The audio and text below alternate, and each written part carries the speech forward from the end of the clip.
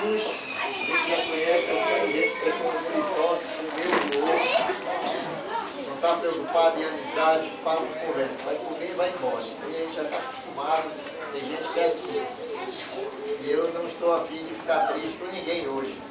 Se você quiser comer e quer sair lá do portão, pode falar. Claro que a gente quer mais. Quer o congraçamento, já está esperando gente depois na casa do parente, vai voltar, vai passar por aqui, foi lá orar com alguém, está voltando. O nosso prazer é isso. Eu preparei até ali o filme a filmagem do Congresso de Senhoras. Só tem um problemazinho de som, que é muito baixinho o som, mas é para ver, é para ouvir. Quem quiser ver depois, quem quiser ouvir música, tem um instrumento ali para quem quiser tocar também. Depois ele vai um cordeiro. Essa é a nossa situação. Prazer, vocês estarem aqui, café de 20 horas, mas quem fique na paz, na alegria.